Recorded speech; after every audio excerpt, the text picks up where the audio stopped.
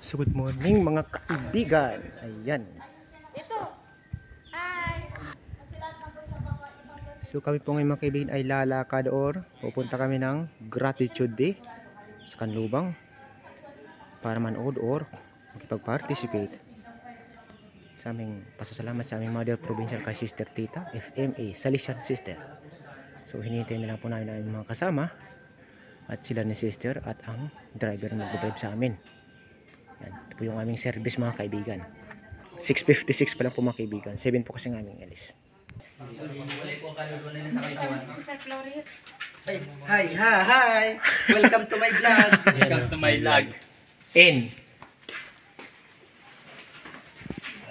Wala pang tao eh. Wala pang tao. Mamaya-maya pa.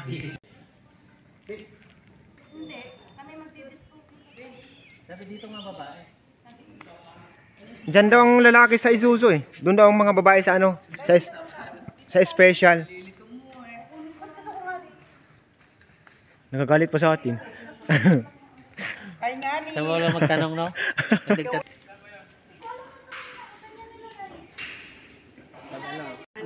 Buti pa sa asan si Lisa, sabi niya. Pasilip.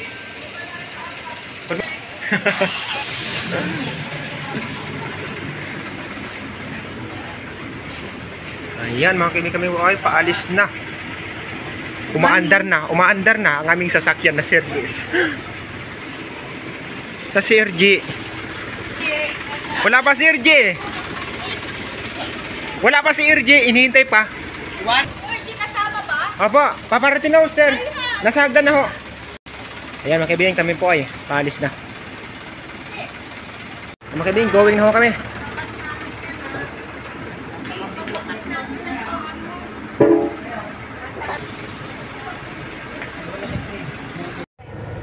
Mapapabatak pa pala yung Lumanin. tricycle ko. Ayan, go na ho kami mga kaibigan. Kik Malo. Nauna na yung Kia. Puro mga babae yung nandun? Puro babae, babae ba? Puro mga chicks. Hindi, may mga bakla doon. May mga bakla. Mga mukhang bakla. Ayan. Dito yung binabae. Bae? Ano tayo ng Sabay, punta tayo ng bae. Punta yung bae.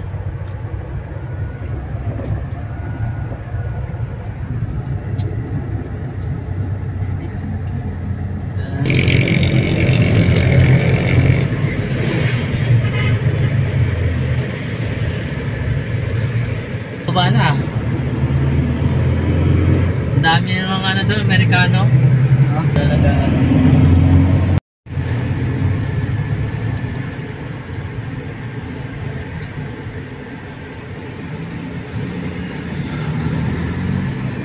Dito na kami mga kaibigan.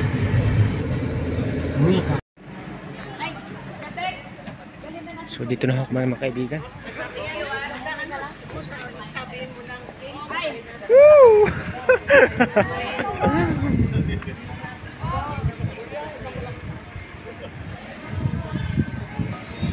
So diretso na po tayo dito mga kaibigan sa plaza. Titingnan po natin kung mga kaganapan ho dito. Ayan.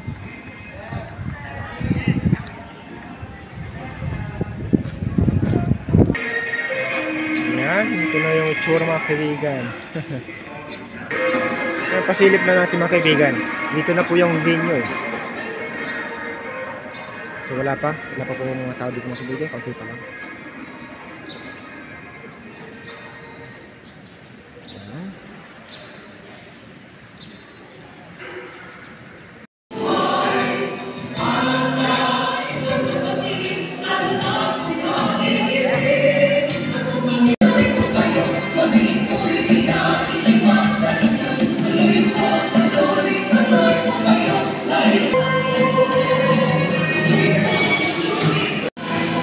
Ayan, so nandito na po kami mga kaibigan sa venue na kung saan dito po idadaos umaya or isi-celebrate yung Gratitude Day kay Sister Tita, ang aming Mother Provincial dito sa Pilipinas, FMA Sister Salesian. May isa pa po tayo dito na po mamaya-maya. So ang tagal lang po tayo sa mga ilang oras. So yan po mga kaibigan, marami na po ang mga sasakyan ho dito. So babalik na po tayo sa gym. lumabas lang po tayo, pumili tayo ng Yakult dahil masakit po yung ating tiyan. Kaya po mga kaibigan, so magsisimula na po yung mesa. Our symbol. The star symbolizes our dreams and aspirations. Ayan, so starting na po ng mas mga kaibigan, pero magkakat lang po tayo ng video. Kasi po, more ng copyright.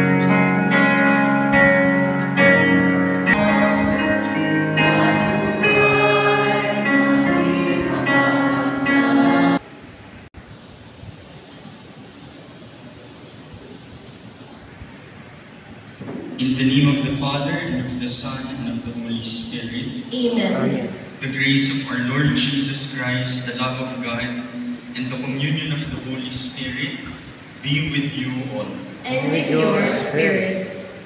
My dear friends, brothers and sisters, in this Holy Mass, we pray for your provincial educating community. We pray especially for Sister Tita, that under her leadership, your community may be a force in the church for education and evangelization, especially of the young. Because today, the world needs to hear the good news of Jesus Christ. May this community be a community of evangelizers in the name of our Lord.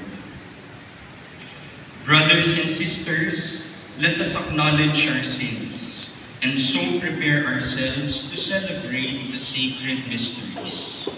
I confess to Almighty God and to you, my brothers and sisters.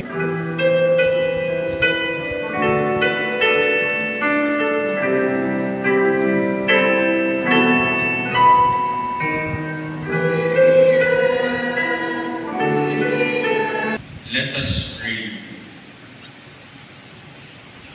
O God, who through your word reconciled the human race to yourself in a wonderful way, grant, we pray, that with prompt devotion and eager faith, the Christian people may hasten toward the solemn celebrations to come.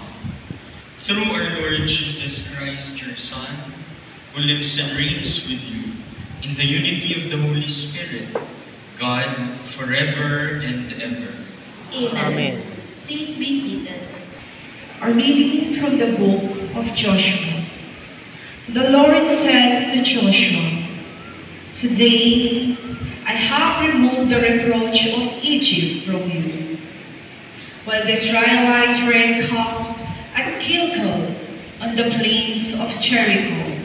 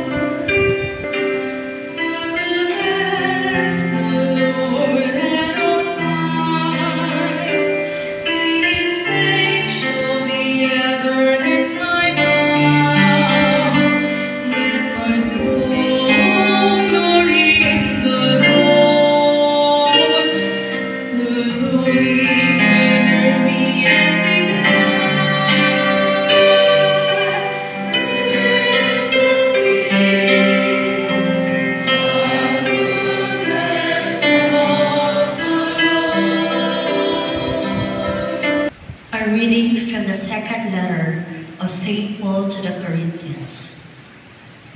Brothers and sisters, whoever is in Christ is a new creation. The old things have passed away. Behold, new things have come.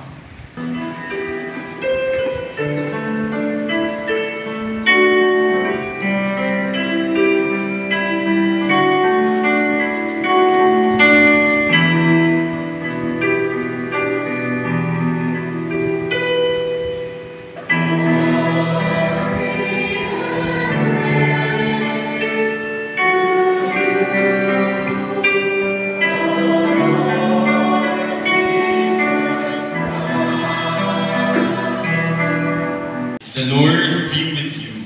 And with your spirit. A reading from the Holy Gospel according to Luke. Glory to you, O Lord. Tax collectors and sinners were all drawing near to listen to Jesus. But the Pharisees and scribes began to complain, saying, "This man welcomes sinners and eats with them." So to them Jesus addressed this parable. A man had 2 sons. The younger son said to the father, "Father, give me the share of your estate that should come to me." So the father divided the property between them. After a few days, the younger son collected all his belongings and set off to a distant country where he squandered his inheritance on a life of dissipation.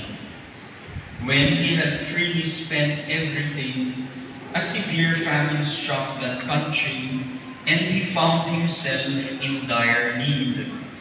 So he hired himself out to one of the local citizens, who sent him to his farm to tend the swine. And he longed to eat his fill of the pods on which the swine fed, but nobody gave him any. Coming to his senses, he thought, "How many of my father's hired workers have more than enough food to eat, but here am I, dying of hunger. I shall get up and go to my father and say to him, 'Father, I have sinned against heaven and against you. I no longer deserve to be called your son. Treat me as one you would treat one of your hired workers.' So he got up and went back to his father. While he was still a long way off, his father caught sight of him, and filled with compassion, he ran to his son, embraced him, and kissed him. His son said to him, 'Father, I have sinned against heaven and against you. I no longer deserve to be called your son.' But his father ordered his servants, 'Quickly, bring the finest robe and put it on him. Put a ring on his finger and sandals on his feet. Take the fattened calf and slaughter it. Then let us celebrate with a feast, because this son of mine was dead and has come to life again. He was lost and has been found.' Then the celebration began. Now the older son had been out in the field, and on his way back, as he neared the house, he heard the sound of music and dancing. He called one of the servants and asked what this might be. The servant said to him, 'Your brother has returned, and your father has slaughtered the fattened calf, because he has him back safe and sound.' He became angry, and when he refused to enter the house, his father came out and pleaded with him. He said to his father in reply, 'Look, all these years I served you, but not once did I disobey your orders. Yet you never gave me even a young goat to feast on with my friend. But when the son of yours returns, who swallowed up your property with prostitutes, for him him you slaughtered the fattened calf. He said to him, My son, you are here with me always. Everything I have is yours. But now we must celebrate and rejoice because your brother was dead and has come to life again. He was lost and has been found. The Gospel of the Lord. Praise to you, O Lord Jesus Christ. Please be seated and let us now listen to the movie. And Happy Gratitude Day!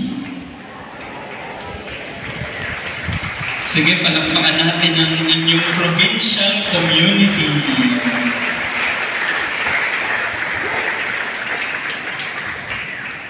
I'm sure this is a gathering of the whole provincial community. I'm just wondering, do we have presences in Mindanao, Sister? Wala pa. But I'm sure we have our presences from the Visayas. Pwede bang pumalakpak yung mga taga-Visayas? Ayun. May representation. Pwede bang mas malakas na palakpak mula sa inyo? And I assume the rest are from Luzon. Pwede bang pumalakpak yung mga taga-Luzon?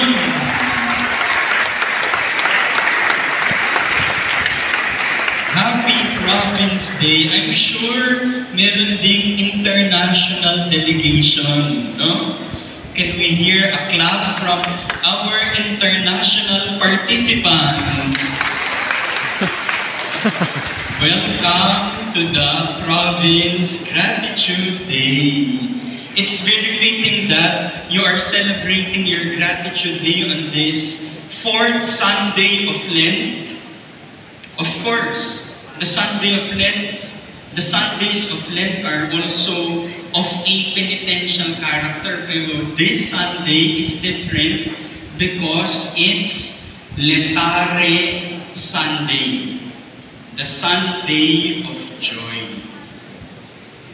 Kaya bagay yung celebration nyo, excited nga ako parang sabi ko, kung pwede lang, manonood din ako ng mga performances nyo mamaya.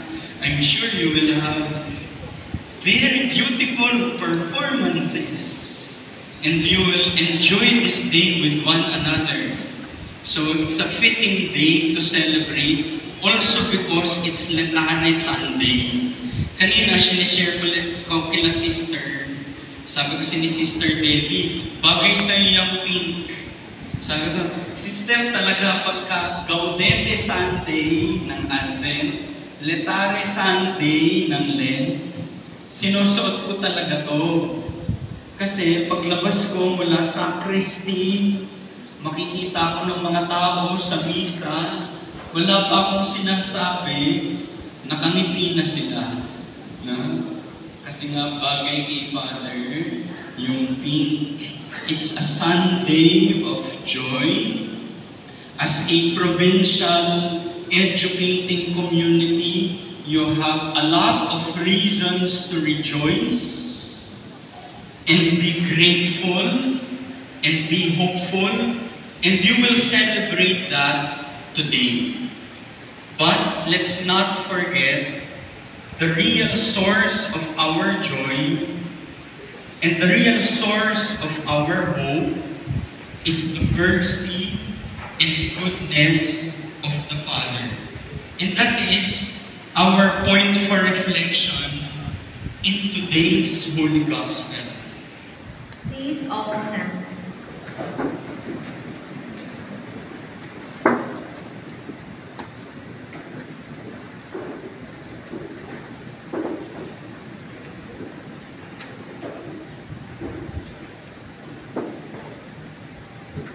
The Father Almighty, Creator of heaven and earth, I believe in Jesus Christ, who has sacrament. We thank you, Lord, for the gift of faith and hope that unites us as a provincial educating community. May we continue to grow in love and support for one another. We pray. Father, we thank you. We thank you, Lord, for the leaders of our church, especially for Pope Francis. May they be guided by your wisdom and strength as they shepherd their flocks. We pray. Father, we thank you. We thank you, Lord, for our families and friends. May we cherish our relationships and seek to bring peace and joy into each other's lives. We pray. Father, we thank you. We thank you, Lord, for our young people. May they be inspired to give thanks for their blessings and share their gifts generously with others. We pray. Father, we thank you.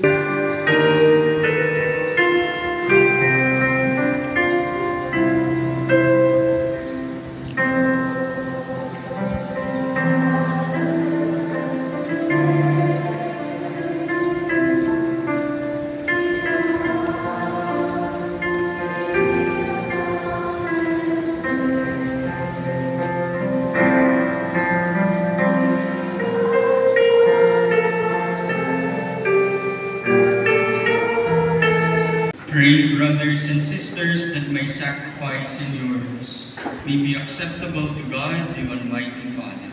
May the Lord accept the sacrifice at your hands for the praise and glory of his name, for our good and the good of all his holy church. In a similar, do this in memory of me.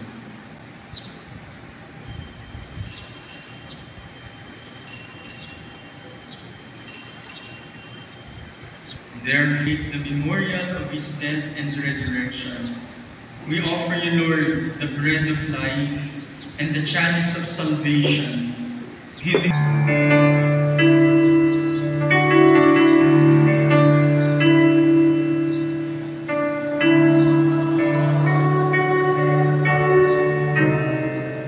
the peace of the Lord be with you always. And with your Let spirit. us offer one another the beautiful sign of peace. Peace be with you. Please be seated.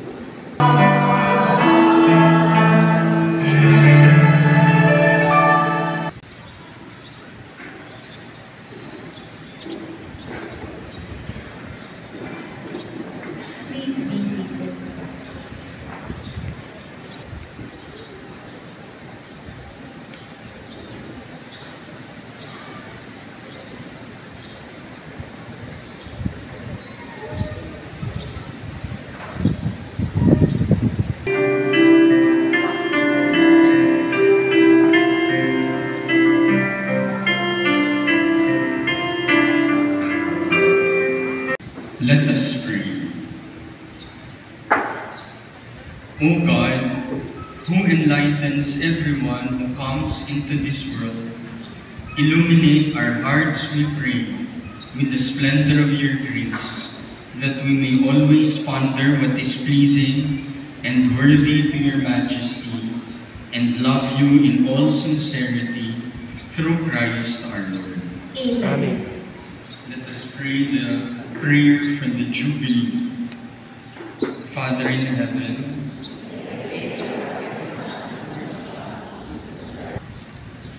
the Lord be with you. And with your spirit. Bow your head for the blessing. Look upon those who call to you, O Lord, and sustain the weak. Give life by your unfailing light to those who walk in the shadow of death, and bring those rescued by your mercy from every evil to reach the highest good through Christ our Lord. Amen. May Almighty God bless and defend you, the Father and the Son and the Holy Spirit. Amen. Go in peace, glorifying the Lord by your life. Thanks be to God.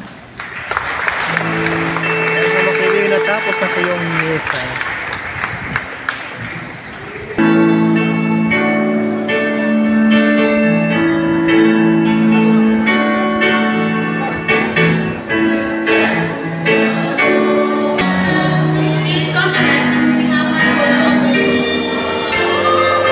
Thank you.